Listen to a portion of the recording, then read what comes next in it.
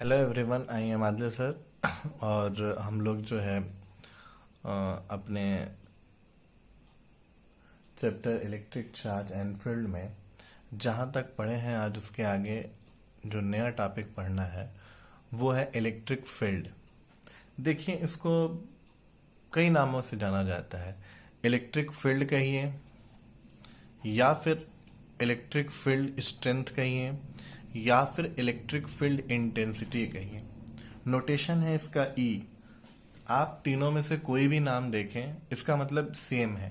Electric field कहिए, electric field strength कहिए, electric field intensity कहिए। ज्यादातर जो यूज होता है वो होता है इलेक्ट्रिक फील्ड इंटेंसिटी या इलेक्ट्रिक फील्ड। इसका नोटेशन है ई।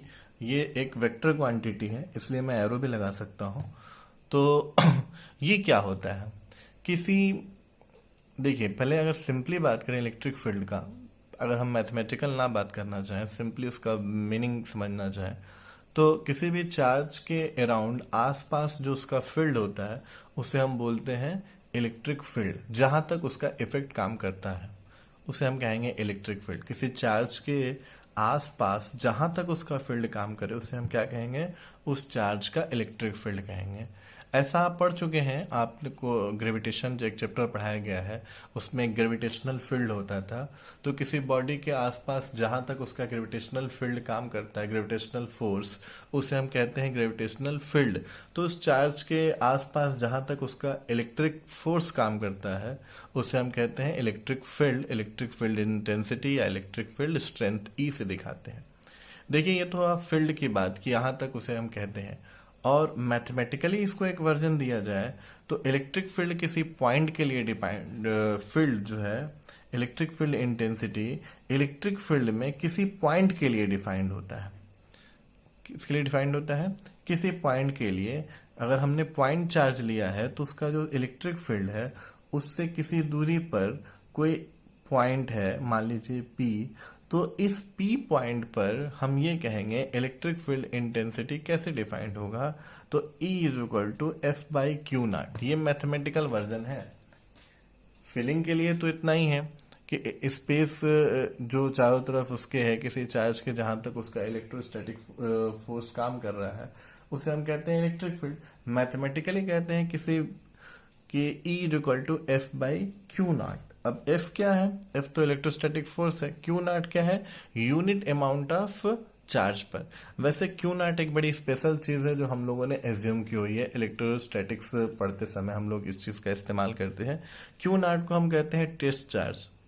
टेस्ट चार्ज अपने आप में एज्यूम किया गया है साइंटिस्ट या फिजिशियन द्वारा। उन्होंने टेस्ट चार्ज माना है और उन्होंने कहा है क्यू नॉट का मतलब होता है सबसे छोटा चार्ज, बहुत छोटा, स्मॉलेस्ट चार्ज आप समझिए उसको, बहुत कम चार्ज। और इसका नेचर ऑलवेज पॉजिटिव रहेगा। याद रहे कि टेस्ट चार्ज का जो नेचर है वो ऑलवेज कैसा रहेगा? पॉजिटिव रहेगा, स्मॉल रहेगा। ये भी माना जाता है कि जो आपका टेस्ट चार्ज है उसका अपना इलेक्ट्रिक फील्ड नहीं होगा, नेग्लेजिबल होगा। ठीक है, ये एक टेस्ट चार्ज के टर्म में इलेक्ट्रिक फील्ड की डेफिनेशन जो होती है, फोर्स अपॉन आपका क्या होता है?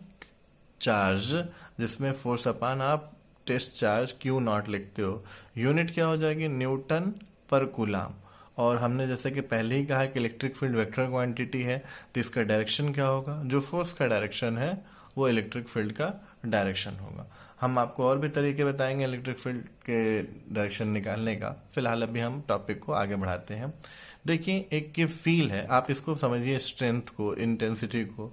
तो हमने आपको बताया था, देखिए अगर कोई चार्ज यहाँ है और उससे यहाँ पर एक कोई चार्ज रखा गया है तो उस पे जो फोर्स लगेगा, अगर आप आगे जाएंगे तो वो और क्या होगा? कम होगा, क्योंकि दूरी क्या होगी?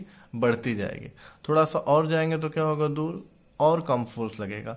तो आप सोचिए कि हर एक फील्ड पर, हर उसकी लाइन से जैसे जैसे आप दूर जा रहे हैं, इलेक्ट्रोस्टैटिक फोर्स क्या हो रहा है? घट रहा है। यानी वहां पे उसकी ताकत क्या हो रही है? घट रही है। स्ट्रेंथ उसकी क्या हो रही है? घट रही है। स्ट्रेंथ सबसे ज्यादा कहाँ होगा? जब नजदीक रहेंगे, और स्ट्रेंथ जैसे जैसे दूर जाएंगे क्या होगा? कम होता जाएगा। ये तो जाहिर सी बात है, होता है किसी भी चीज के लिए।